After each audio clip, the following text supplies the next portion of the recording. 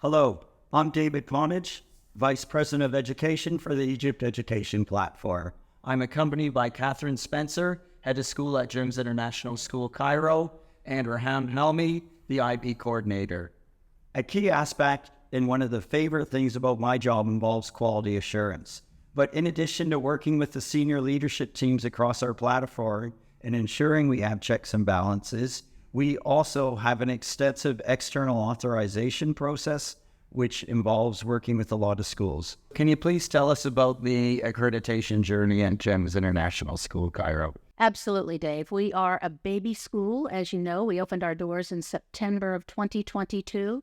But in our very first year, we attempted our Cognia accreditation, and Cognia is one of the most well-reputed accrediting agencies in the world, serving hundreds of thousands of schools and millions of students. And they do a very, very thorough analysis of everything related to education, from classrooms to facilities to staffing. These things were all reviewed for us in May of 2023 at the end of our very first year. By July, we actually had our full Cognia accreditation. And on top of that, we were named a school of distinction. That means we were rated as one of the highest schools in the whole cohort that were reviewed during that past year. Next, International Baccalaureate. We have always aspired to be an IB World School, and we attempted our PYP, Primary Years Program, and Middle Years Program authorizations in this past fall, November of 23. They brought in a team. They took a look at the whole program, everything from classrooms again to facilities to resources. And by December, we were awarded our authorizations for both of those programs. Very, very exciting and, as you say, at warp speed. Next is the IB Diploma Program authorization, and we will be hosting that visit this fall, having just completed a consultancy visit with them.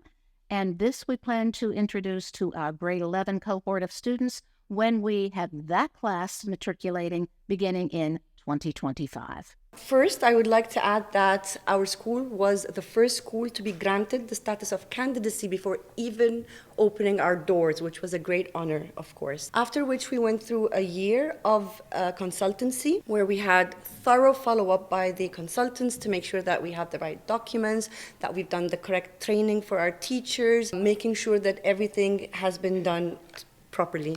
After which we had a visit from the teams, the PYP and the MYP teams, and they came to look at the day-to-day life at GISC, making sure that it's all authentic, it's the real deal, and they talked to the teachers, talked to the students, talked to parents. They went into lesson observations to see the day-to-day learning and teaching and the classroom environment. Well, it's fantastic to see the remarkable progress GISC has made with the authorizations, and we're only in our second year, but perhaps, Catherine, you can tell me a little bit about what's next besides IBDP authorization. What's important to note is that we actually are at the beginning. Getting an accreditation or an authorization is not an ending. It is the beginning of a long school improvement process. We are far from perfect in these early days, and no school ever is. There are always refinements. There's always more we can do to serve our kids, to serve our community, and we look forward to putting all of the recommendations into practice that we've gotten from any reviewers, from Cognia to GEMS review as well, to our IB reviews. So it is a process over years of time. These groups will come back and see us again. Cognia comes back in a few years. IB comes back in a few years. So it's a process, an ongoing process of school improvement that never ends, because improving and getting better in service to our children never ends. So I know being reflective is a key trait that all IB schools endorse. Can you talk to me about some of the checks and balances and the way that GISC is a reflective school, ensuring that we give the best learning opportunities for all of our families and students? In addition to what Catherine said, like having those recommendations from the reports to work on creating action plans for improvement, we work on our quality assurance. So we do lesson observations, we give feedback to the teachers, make sure that we give them the correct path to develop and improve. And then we look into the stakeholders' point of view or feedback, because it's very valuable, it's very crucial to hear the voices of all our stakeholders, including teachers, students, and parents. We have so many channels of communication for those voices to be heard. So we have surveys, we have the GEMS survey, we have the Cognia survey, we have teachers and student surveys. We even ask them about things like, which would you prefer as a language acquisition?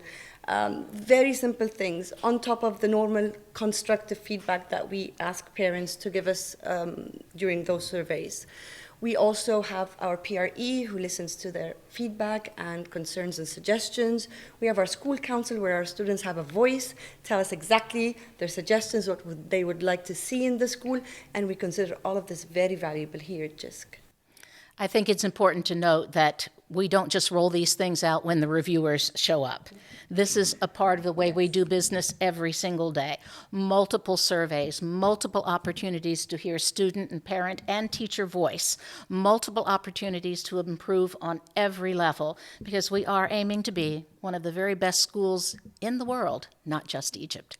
Absolutely, and I know a big part of that also involves bringing in our partners from GEMS Dubai to come with their school reviews, which is a fantastic opportunity to collaborate with colleagues. They come visit us. We've even had the opportunity to go over there and visit them and share our best practices.